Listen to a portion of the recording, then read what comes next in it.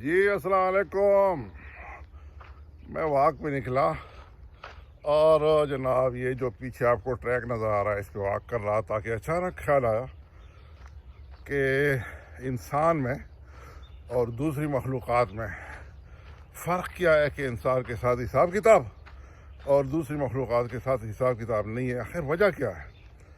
تو ڈسکشن میں یہ چیز سامنے آئی اور میں نے کہا کہ یہ فرق آپ کے ساتھ شیئر کیا جائے. جن کو پتہ ہے وہ ریفریش ہو جائے اور جن کو نہیں پتہ انہیں معلوم ہو کیوں ہمارے ساتھ حساب کتاب ہے.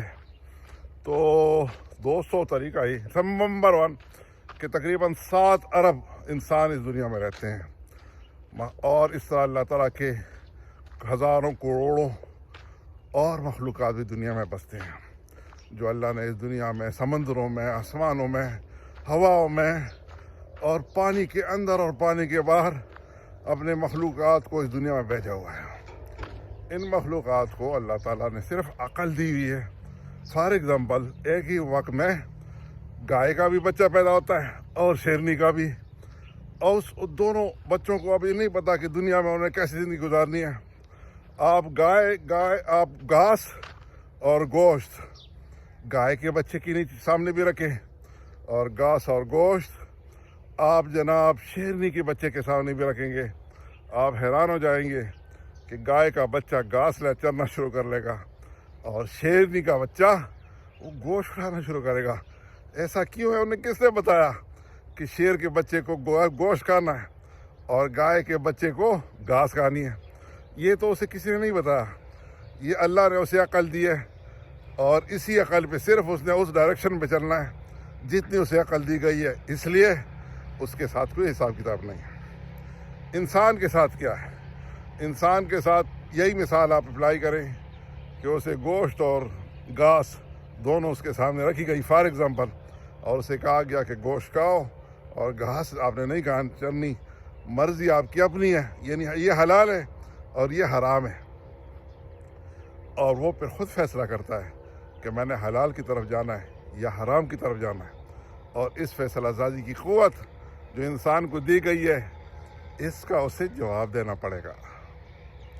اس لیے میرے دوستو, انسان اشرف المخلوق ہے بھی اس لیے کہ اسے نمبر 1 عقل دی گئی, ساتھ ساتھ اسے فیصلہ سازی کی قوت بھی دی گئی.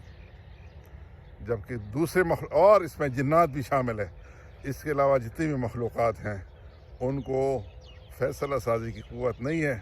ان کو صرف ڈائریکشن پہ چلنے کی کا ان کے پاس ایک ہی آپشن ہے, اور یہ ہے کہ جو بھی ڈائریکشن ان کو مل چکی ہے اس ڈائریکشن پہ اس نے جانا. اس لیے انسان کو فرشتوں سے بھی افضل کہا گیا ہے. اب میرے دوستو, اس عقل کو اللہ کے حکموں اور حضور کے طریقوں سے پہ چلنے سے گزارنے کے طریقے کو ہی صرف اسلام اور مسلمان اور انسان کہا جاتا ہے. تمام دوستو, اس چیز کو سمجھتے ہوئے اللہ تعالی ہم کو اس پہ عمل کرنے کی توفیق دے اور ہم اپنے عقل کو صحیح فیصلہ سازی میں استعمال کریں.